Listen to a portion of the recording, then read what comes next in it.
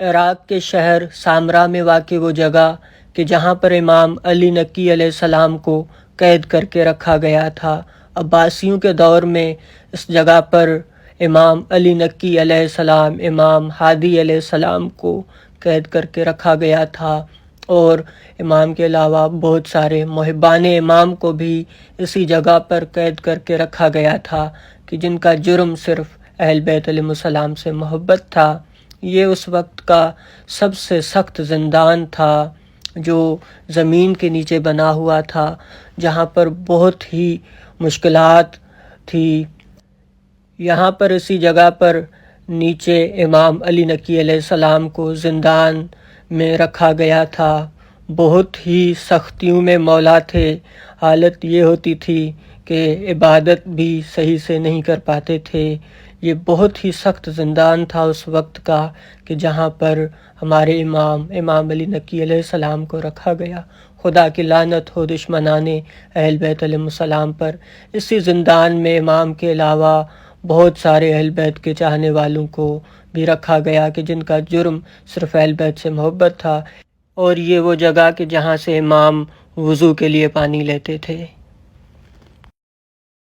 یہ بہت بڑا زندان تھا اس وقت جو زیر زمین بنا ہوا تھا، جو اس وقت سب سے سخت زندان تھا کہ جہاں پر قیدیوں کو بہت ہی مشکلات میں رکھا جاتا تھا، بہت سختیاں قیدیوں پر ڈھائی جاتی تھی، اور پھر بھی وہ اہل بیت علیہ السلام کی محبت پر اور حق پر قائم رہتے تھے۔ اور یہ کچھ تو زمین میں ایسی جگہیں بنی ہوئی ہیں کہ جہاں بندہ اگر سو کر جائے تو بھی نہیں جا سکتا، لیکن پھر بھی انہی جگہوں پر اندر جو یہ آپ دیکھ رہے ہیں، یہاں پر اہل بیت علیہ السلام کے چاہنے والوں کو اتنے سخت حالات میں قید میں رکھا گیا تھا۔ بہت ہی سخت حالات میں یہاں قیدیوں کو رکھا جاتا تھا۔ یہ وہ جگہ ہے کہ جہاں پر تالاب تھا اس وقت کہ جہاں سے قیدی اپنی ضرورت کے لیے پانی لے سکتے تھے، نہا سکتے تھے، اور اس کے اوپر یہ گھوڑوں کے لیے استبل بنا ہوا تھا اس وقت۔